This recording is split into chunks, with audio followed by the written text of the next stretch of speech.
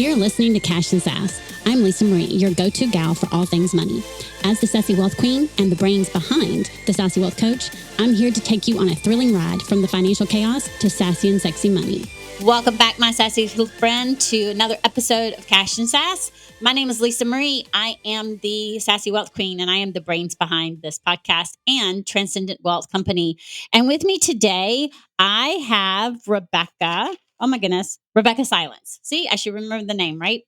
Rebeccah Silence is a powerhouse in the world of personal transformation, redefining what it means to have a truly happy, healthy family. As an award winning author, coach, and media personality, she's not just changing lives, she's elevating them to the new heights of love and joy. Her mission is crystal clear: to ensure every child grows up with a healed, joyful parents, and that every couple discovers a love that's not just sustainable, but blissfully transformative. Rebeccah's unparalleled expertise spans 16 years of helping people heal from generational trauma, high functioning unhappiness, and love trauma. She understands that deep rooted issues often hold people back from living their fullest lives, and she's dedicated her career to breaking these cycles. Through her work, she turns the dream of a harmonious, love filled home into an accessible, everyday reality. I can't thank you for being here and being a guest. We were talking about some of your My journey pleasure. before we started, and we're going to dive in because y'all know that this is what this is about. It's about conversations about money, anything and everything to do with money. Nothing is off the table. And when we were talking, one of the things that I was reading was that, one of your biggest money lessons is you said that money comes with a price, and that you learned that holding the value of your containers, no matter what, is key. So, can you can you tell us a little bit about you and your journey? And then, can you tell me what you meant by what I just said? Yeah. Okay. Well, thank you for having me. It's an absolute honor to be here. Thank you to all of you beautiful listeners for caring about getting as wealthy and as sassy as you can in this one precious life. And, what I mean by wealth is this ability to tap into what you're worth and what you deserve and letting yourself have that. Now, that's not necessarily about dollars and cents, but I will say I am all about make as much money as you can. But I really think there's a direct correlation between owning and holding your value and the value of your work and the money coming in. So for me, what that means, and I'm an incest survivor that grew up in domestic violence, ended up in my own domestic violence marriage. I've been through a lot. I beat cancer with a 5% chance to live. And one of the things that I believe is we don't need breakdown to break through. So I want everybody to really hear me say, it doesn't need to get to crisis level for you to go, let me unsubscribe from devaluing myself. Right? Because we're either valuing ourselves or we're devaluing ourselves, like in every moment, every choice, every Right, right. communication, right? So for me, I'm a trained therapist and I didn't learn business. Okay. I have been helping people heal. We're going to have to update that bio because it's almost 25 years, not just a little over 16. Since 2002, I've been helping people heal. Since 2008, I've been a full-fledged lifestyle entrepreneur.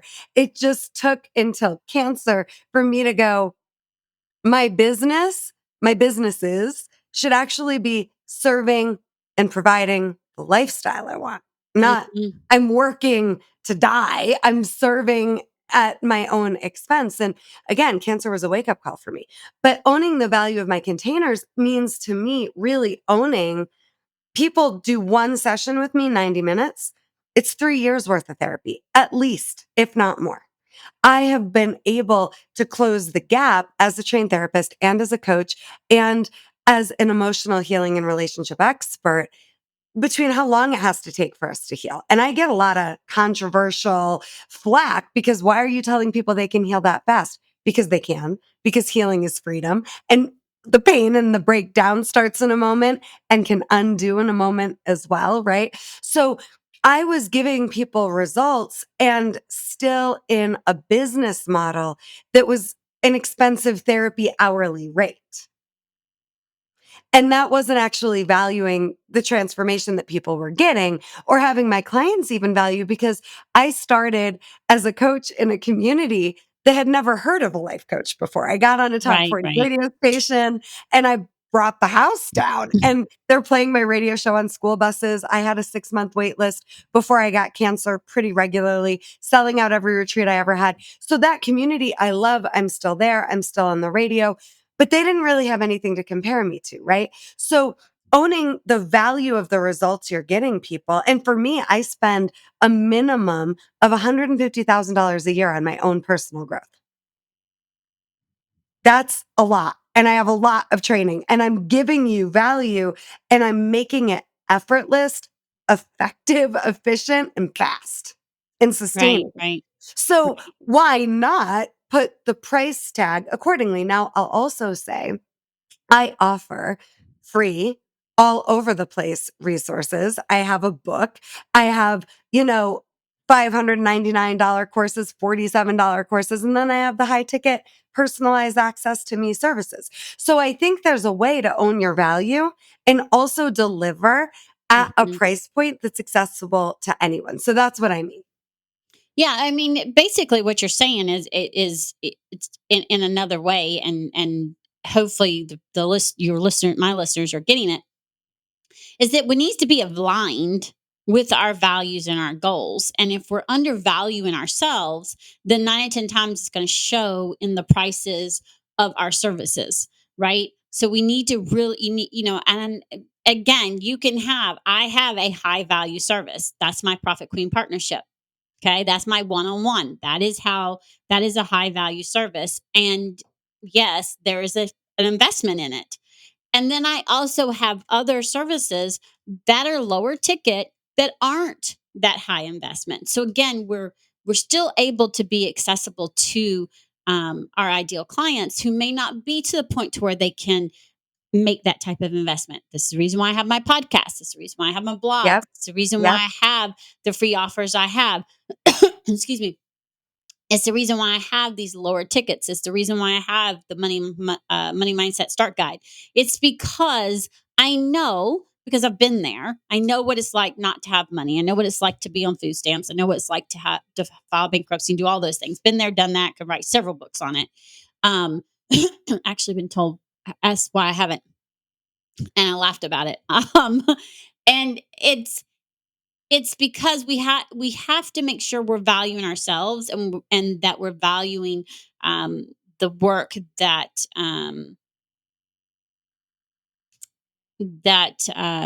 we're doing, and that we right.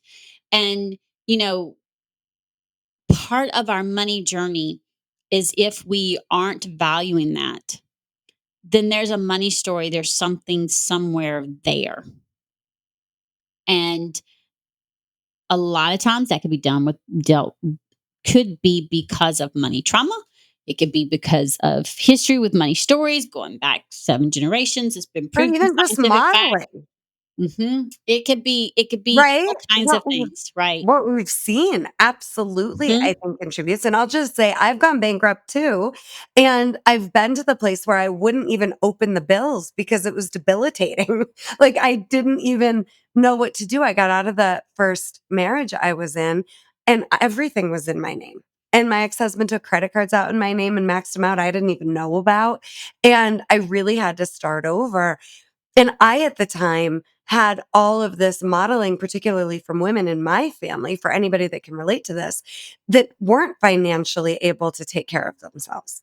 I had never seen a woman in my family able to financially provide for herself ever. And I have a big family. So it was even more terrifying because I only knew women can't support themselves. And now I'm a single mom with 100% custody and going bankrupt. And what am I going to do? So I think we can reinvent ourselves in every area of life, especially money, but it does start with holding ourselves more capable than we even believe we are, I think, and owning the value of the life we deserve means And this is another point around generational trauma cycles breaking.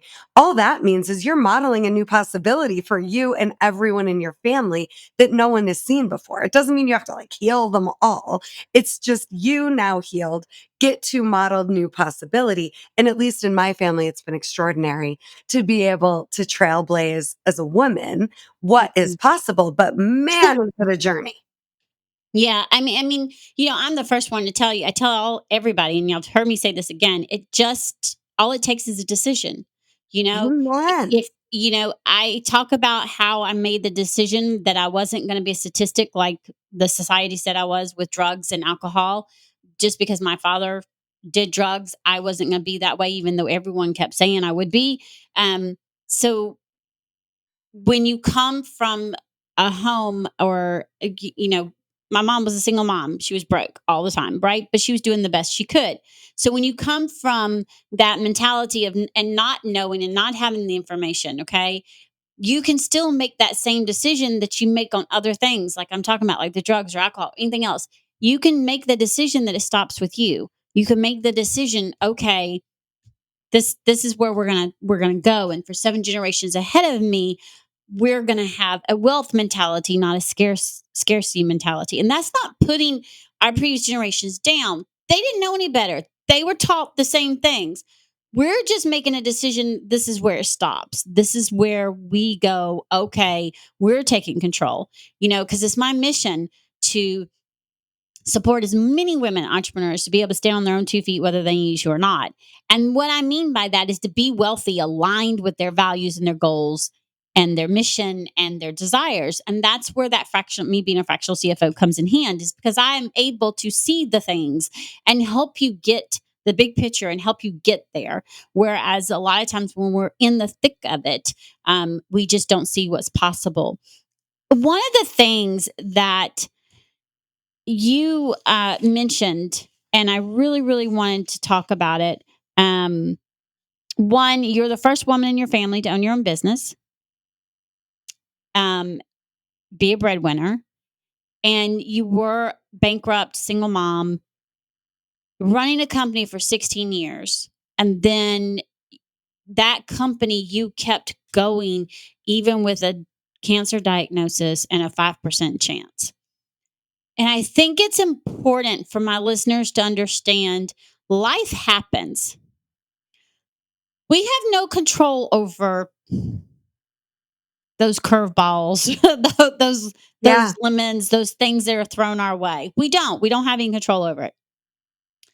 And the fact that you still have a successful business or businesses and you reinvented, because that's one of the things you said to me, is I reinvented my company to fund my lifestyle, which really truly speaks to me because I'm about it being aligned. It needs to be aligned with our goals and our values and our desires.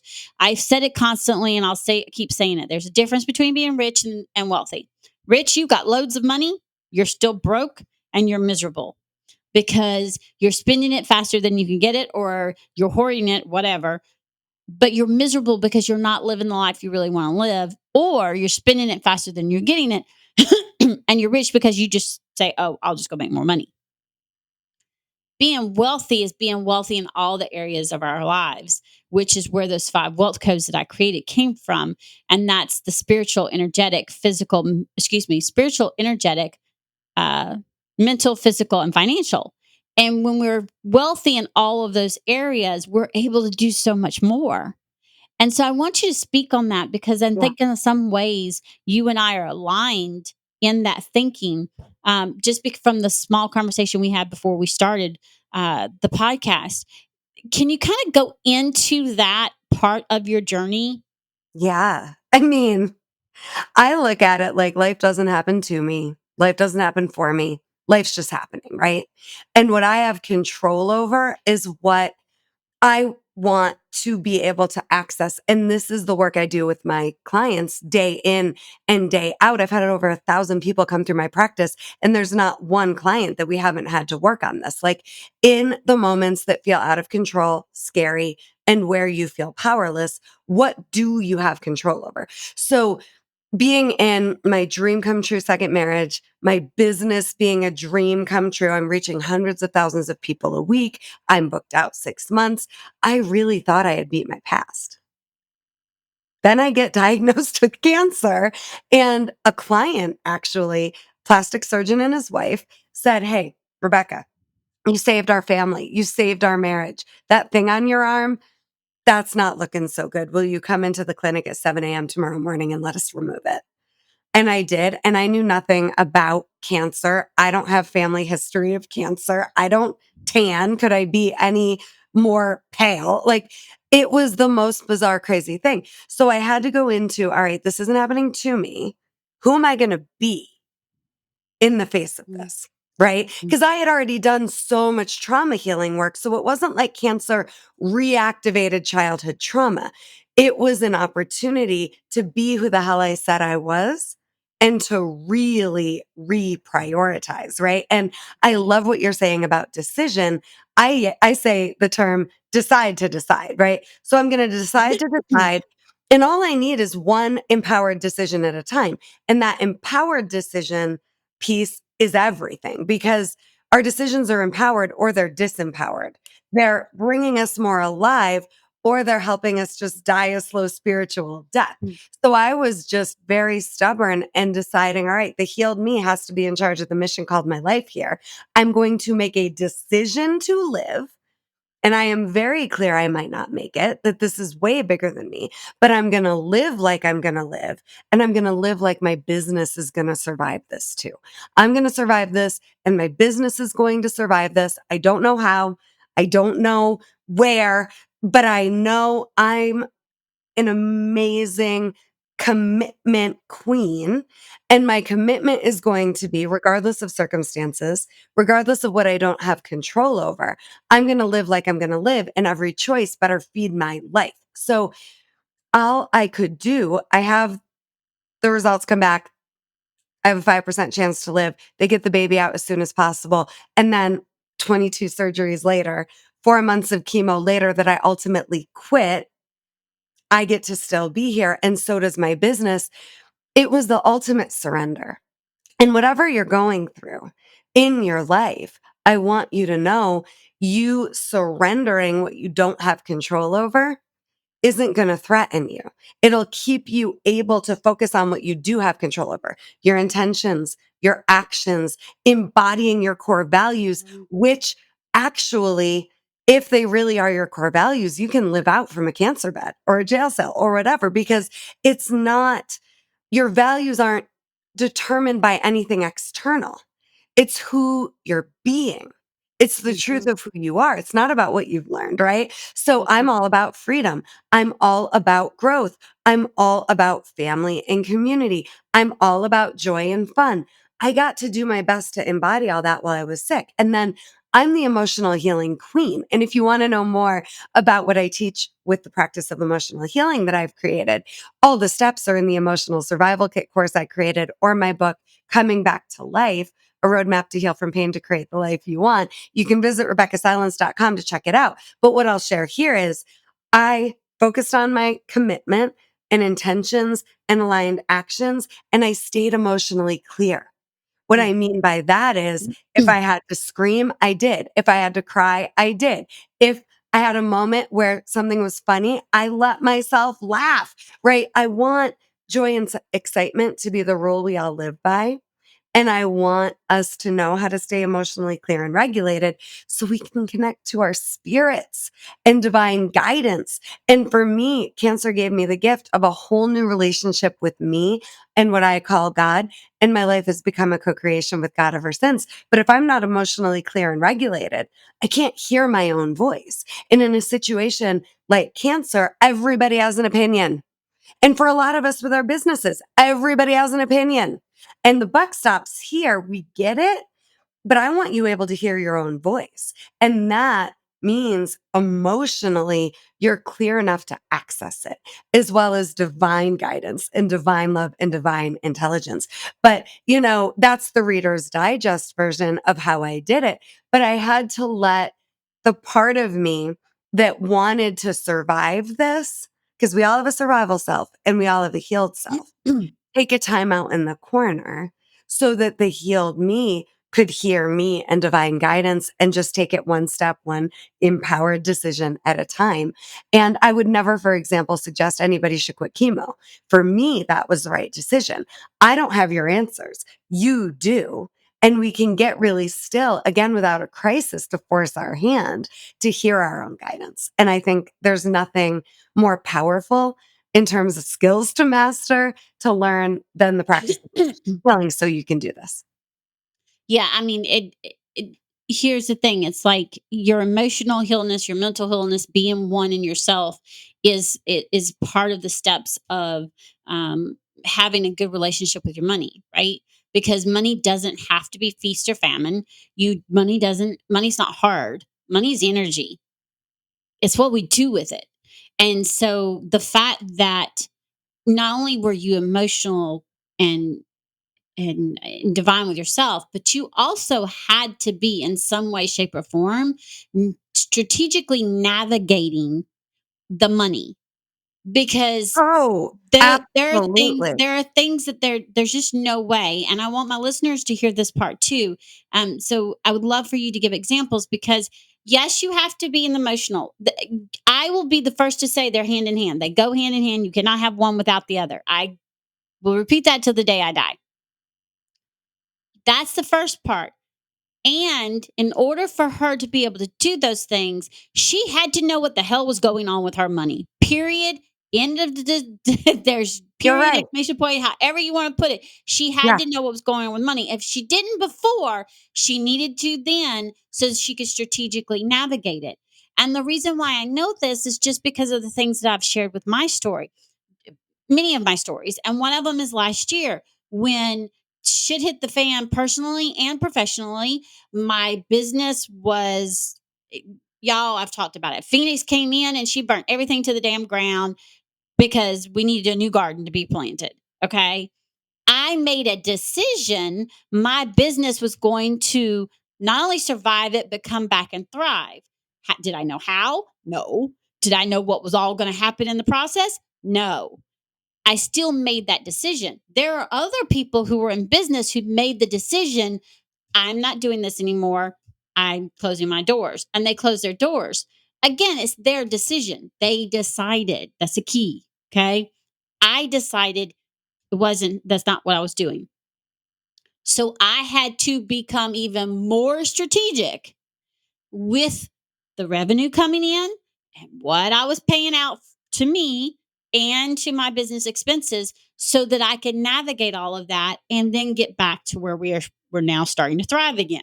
Okay. So can you tell us a little bit about that? Because one, cancer's scary as it is. Okay. If you're working a regular job, cancer's scary. When you're owning your own business and you're the breadwinner, And you're the product, right? Like and my right, business, and I'm saying this, you're I'm the not selling product. a product, you are the product because you're like There was me. no book, there were no courses, there was Right, nothing, right. You're like right? me. Like, I'm a fractional CFO. I am the product. And so right. being able to still navigate that and you have Yeah. and you're also having to navigate the strategic of money because you still need to have a house, you still need to pay your light bill, you still need to run the business so you can have those things.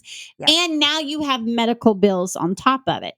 So can you talk to us about how you managed it? Because I want my listeners to understand that y'all, for the love of God, a money roadmap is not restrictive. It helps you get through the shit storms when they hit, but it also helps you get to your destinations of where you want them to be. I don't think I could say that any other way. And Mhm. I'm hoping from how she is going to share her story that you're going to see that one, she's proof anything's possible. Hello. Um, Oh, you are. I mean, you're one thank of the you. examples. You are one of the examples. And so I would love for you to share um maybe some of the money stories that popped up during that time Oh, that you I've had to never been navigate asked this. and then the strategies. Yeah, I've never been asked this, and I'm so honored and excited to just share, and I'm just gonna be raw and real and messy and That's the way we unedited. want it. That's the way we So, want all right. So, it. I went from making more money than I ever had, traveling when I wanted, anything I wanted, more money in the bank than my inner child's nervous system or brain or identity could even understand to, and never worrying about it. Like, I wasn't worried about the sessions in my calendar being filled. I would look at it like, I don't know who it's going to be, but it's going to fill. Same thing with my retreats. Like, I had years and years and years under my belt where I wasn't worrying about the money because it was so consistent and predictable. And then everything had to shut down because I really am the product. So if I'm not there, I only worked a couple months that year of 2015 when I was in the thick of fighting for my life. And I remember we had $66,000 of revenue that year. And my medical bills, interestingly and ironically, were $66,000 after insurance. Now, that didn't include that I had hired a different holistic healer to work on me in my bed 7 days a week. And we were spending 2,000 to 2,500 a month just on my holistic healers. And my husband would say, how the hell do you even know what's working? And I'd say, I don't give a shit what's working. Something's working because I'm still here. But, that was wild because like the math wasn't math in that year, right? Like we barely made it. My income covered the medical expenses. My husband's working, himself to the bone to try to make up for I'm not. And I was a breadwinner at that point in the family. So to go from breadwinner to fighting for my life to basically not even breaking even because now I'm in the red because I am hell bent on all of these Mhm. holistic healers, right? Not to mention, I'm still responsible for my brick and mortar office that I had at the time and all those bills and expenses that went there. I had to know with every fiber of my being that I was worth investing in myself, even if it didn't make sense on paper, to stay alive. And part of the surrender for me was I had this community that I had become a pillar of, and they were still playing my radio show every single week, best ofs. Then I had a team that wanted the next women's retreat to happen as soon as possible, filling a retreat while I was still really sick so that the second I quit chemo and had a few months under my belt to recover from all of the initial side effects of chemo. It took years, but the initial few months after chemo, I could get my head clear. And then I show up and we have a sold out women's retreat with 35 women and my team does everything so I can rest as much as possible. I mean, the commitment again, I can't emphasize commitment, commitment, commitment. And let me just interject here what I teach in terms of the 4 stages of commitment. It starts in fresh love. Sounds great. Sounds fun. Boom. Immediately panic's going to strike and disillusionment's going to strike because what the hell was I thinking is the next step in commitment. And we think something's getting worse. You're getting more foundationally superproofed and sound. Then we go into power and control. Then we get to reinvent. So when I'm talking about reinvention, I'm talking about moving from fresh love through disillusionment, through power and control into reinvention, right? And the whole time it feels like shit is hitting the fan and falling apart and getting worse. And you just got to stay in the game and one next decision at a time. But it looked like the money was a freaking train wreck. But in my heart of hearts, staying alive and knowing I was worth investing in and knowing it was going to come back in spades, that was scary. And it was especially scary for my husband with a traditional MBA who's always been like, how on earth do you do business? It makes no sense to me. It's so witchy. It's so woo woo. I don't get it. But he's like, keep doing what you're doing because, right? And then the year 2016, we went, it was literally, I kid you not, like we didn't skip a beat. We went right back, except I felt like shit the whole year. Um, but I was still my best and I was still even being in recovery physically and mentally and emotionally and spiritually and all of it that year in 2016, I was more aligned than ever. So it felt better, even though I was sick. Like I still felt really physically debilitated, but it was a better year of business than it had ever been financially and for my experience of business because it was all on my terms. And I went from all right, a business that's trying to fit in with the world to a business and a life that fit in with me. And if you don't like it, I don't got time for your shit. Like, Mm. that's how I felt about it, quite frankly. And that's something nobody's going to tell you. Like, the reinvention means what used to be the success metric, it's got to change if it created stress, if it created chaos. So, my new success metrics are, am I aligned with my soul? Is it giving me energy? Is it bringing me joy? Like, and does it fit in with me? That's very different than how much money did I make? How many people want my services and did I sell to? How much did I work in a way that I was glorifying because I couldn't believe what I was doing compared to most people in my industry. And then I almost died. So I did have to know the numbers and I did have to lean on support to help me rebuild. And I did have to risk investing where on paper it looked like a crazy move. Yeah, and that's the thing is I took big huge risks last year. For the first time my business took on debt. Your business probably took on debt too. Guess Oh what? God, yes. Yeah. Multi-billionaires get debt all the time. They leverage it. That's how they become billionaires, by the way. They don't want to tell you that, but it's true. My business took on debt. I got a business line of credit to have just in case after COVID happened. And I used that business line of credit last year. And that is what carried my business. And here's the thing, was that crazy? Absolutely. Was I looking at both the personal and the budgets each time to see how it was going to navigate and how we are going to do this? And did I turn some things down because of it? Yes, because again, I was navigating to get me to here. She was navigating, I'm going to live. I'm going to get through here to get back to my business. So they had to navigate all those things. Were there some crazy decisions made in the process? Yeah, us entrepreneurs don't always make the most sane decisions. And that's why we're entrepreneurs, right? The key, though, you can't do any of it without knowing your numbers. You can't do any Right. of it without knowing your money. Yes, she has a husband who is working, and she just said that he was he was working to the bone, which is probably keeping the health insurance, by the way, which was helping cover the things, and then help cover the rest of the help cover the Exactly. medical bills.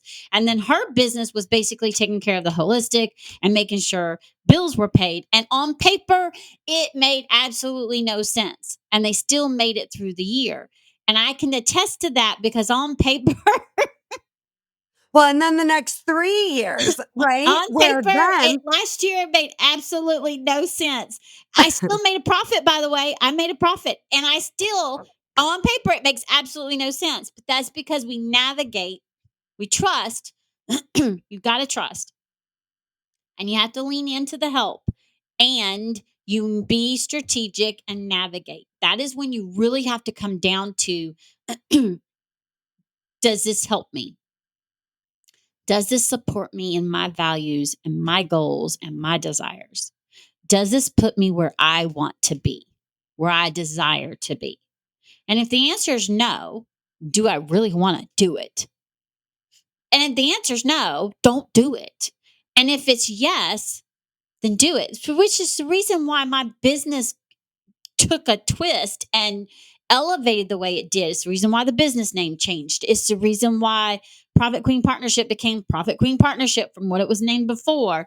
It's the reason why the ideal client changed because none of the stuff was aligned anymore.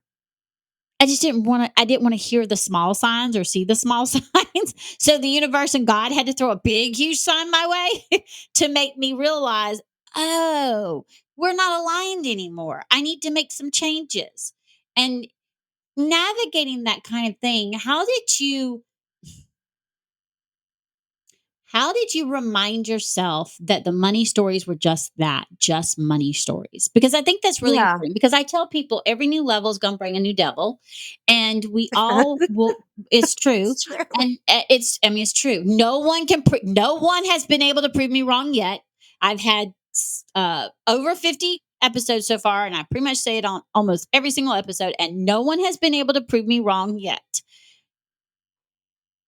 And when we have that new level or we going through life, especially if we come from a broken home, or especially if we come from not having money, that voice, that person, your it's called your nervous system, by the way, but we call it that voice, that thing in our head, who all of a sudden is saying, you know what? Maybe you just need to stop and just stay right where you're at and don't try to go for anything else. Maybe you're doing too much, or you're crazy. Nope, you don't need to do anything else. You need to just go back to corporate, or you need to do this, or you're no good with money, or whatever. Any of the stories that can come up, because we have all had them. When you were going through something that I can only imagine.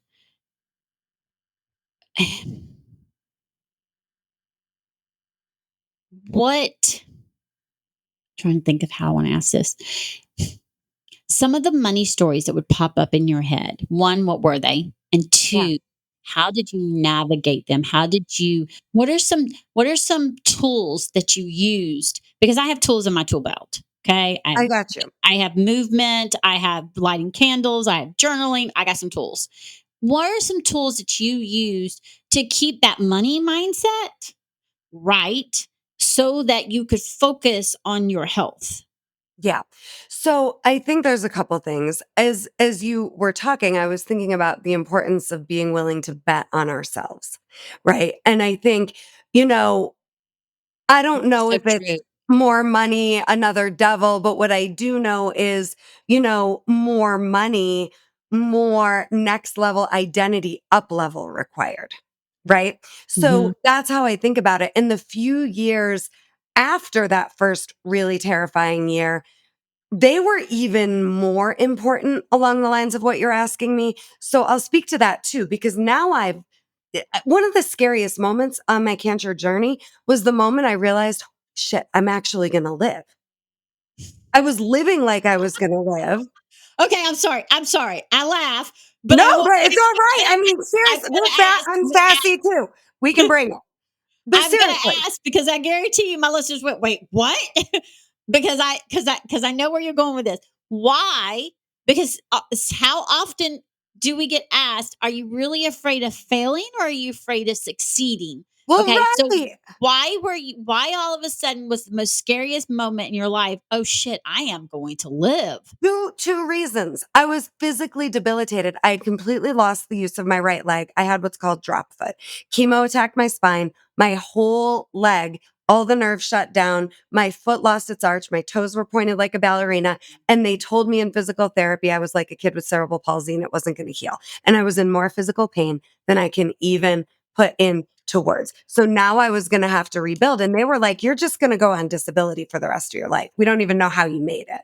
And I was going to be, you know, over my dead body, and I don't have a dead body. Like, I'm going to physically recover. I've got to now rebuild the business. But the other reason that moment was so scary is because I knew there was no going back to how it was. And I didn't know what that meant then. I knew I really didn't want to go back to certain tolerations, certain relationships, because you really get a dose of reality, right? When your life is on the line like that and you see who shows up and you see who doesn't. And some of it's a surprise in both directions. So, oh my God, I'm actually going to live meant now there's a whole new Everest, a whole new fight. I just fought for my life, but now I got to fight to build it back up. And identity wise, I had a lot of growing I was going to have to do because I now knew I got to live. And ever since my life is a divine assignment, all I want to do is serve. So I better get my ass right in a book. I better start creating courses. I have all this in me. And if cancer comes back, I walk around every day still with a brain tumor. It's benign, but it's there. And the knowing that I could have stage 4 cancer come back any second. So at first, I was in this very not fear based, but like high stakes energy of like, I have so much, right? So I ended up investing hundreds of thousands of dollars to scale the business. And I graduated myself from solopreneur to CEO. And for years, it looked like such a bad idea. Such a bad idea. Didn't matter. I got a major publishing deal. And in advance, like I was spending all this time creating and building and marketing and hiring a lot of the You wrong were gonna go people. out with a you were gonna live, and you knew that if there was a chance it could come back, then you were going out with a bang. I knew I had to have something to give people, right? Because I had learned too much. But, the identity piece, I think, was the hardest part. Because that voice in my head that I heard every day growing up, who do you think you are? You're a worthless piece of shit, was there. Okay. And then what are some of the other voices that were in my head? You know, the who do you think you are? You're a worthless piece of shit was big. And then I had to be like, well, whose voice is that? That isn't mine. And with any of your money stories, really be thinking about whose voice is it? And with any negative coping, who modeled that to you? Who are you being when you're overwhelmed? Who are you being when you're anxious? Who are you being when you're depressed? And I would be lying if I didn't tell you I wanted to die as much as I wanted to live every single day. The metaphor that carried me through, Lisa Marie, was if anyone's seen The Never-Ending Story, there's a scene. This saved my life. I kid you not. The Swamps of Sadness scene, right? The hero isn't going to let the sadness win and breaks through the quicksand. Mhm, And the horse doesn't make it. The mhm. sadness gets the horse. I just every day during my fight and then for the few years after, I'm like, don't you dare let the sadness win. Your survival self that thinks you can't, come on. If you can already survive everything you've If survived, you can there you can has do this, to. you can do something else, Right. yeah. Like I there tell people has all to the be a time. way Yeah. I tell that people all the God's time, going "I to didn't use go this pain. far just to come this far." Well, right. And I knew there had to be a way for God to use my pain. And I wanted to still be here and serving and well. And I really let it be one step at a time. And the other hack I have for everybody, and I work with my clients on this too, because they triple their income, they triple their businesses every single day just by what I'm about to teach you. There's three things I say to myself in the moments where it's like, who do you think you are? I'll be like, well, I don't have to do shit. So if I'm going to be all in. I don't have to do anything. If I'm going to, I'm going to bet on myself and I'm going to be all in. And I got to release and not think this is just all about me and on my shoulders, like that character in Encanto holding up the weight of the world. Like, I don't have to. So if I'm going to, I'm going to go all in and I have to let divine intelligence and God in the mix because this is bigger than me.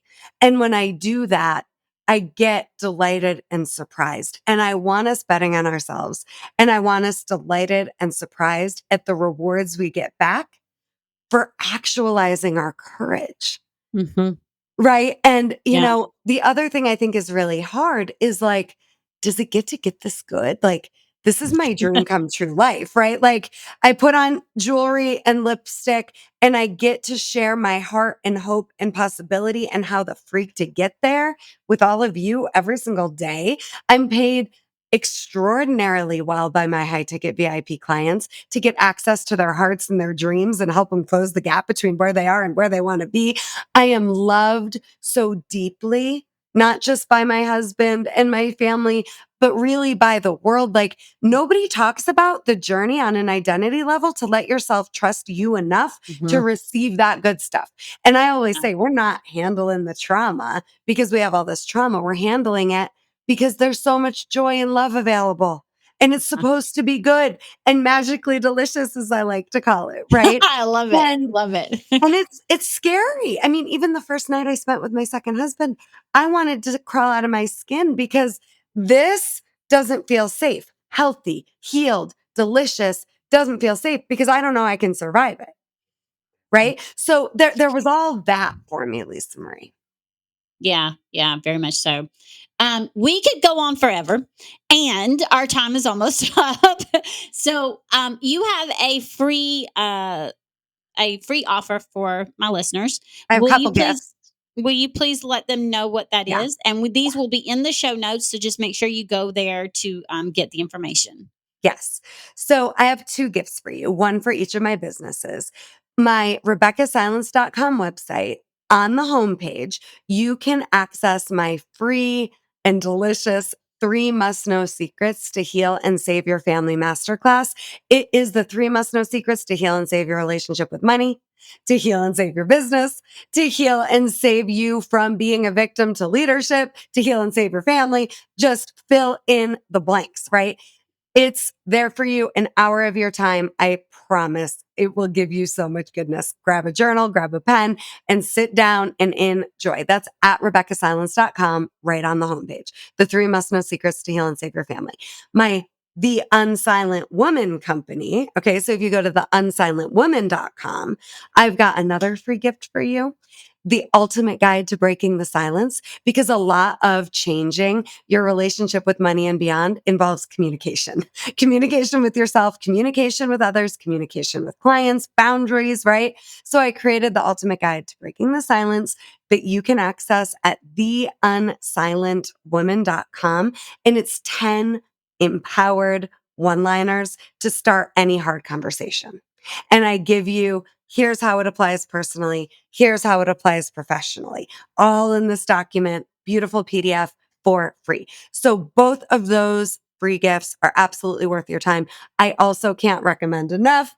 Get Yourself Coming Back to Life, my book. It's won awards around self-love and self-worth that obviously have everything to do with money. And it is a real guide and a real roadmap for you.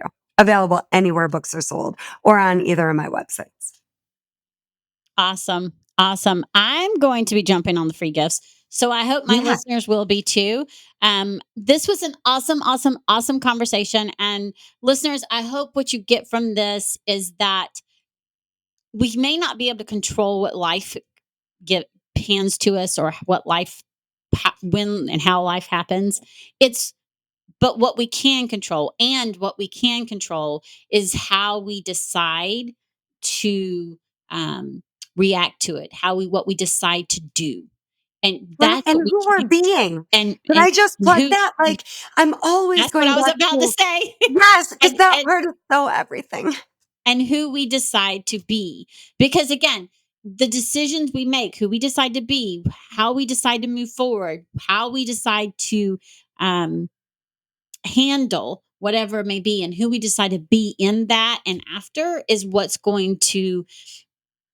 that's what's going to get you to the next point. And that's also dealing with your money. That's, who are you going to be? Are you going to be a methodical CEO? Are you going to be the strategic person who knows what's going on there with their money, making strategic decisions? And, yes, does that mean sometimes there are going to be bold decisions? Absolutely. But you're still making strategic decisions. And or are you going to be someone who doesn't know what the hell's going on with their money? Again, it's, who are you being? And I want you to, if anything, just take that away and know that there are things that you can navigate through, and ask the same questions. Who am I being in this moment? And how do I want to be when you're doing that? And of course, until next time, remember, stay sassy. Bye. Bye, everyone.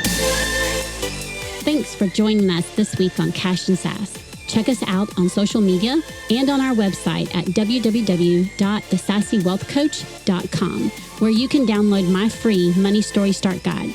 The website again is www.thesassywealthcoach.com. And as always, subscribe to the show to catch every new episode and leave us a review so we can continue to bring you fresh content.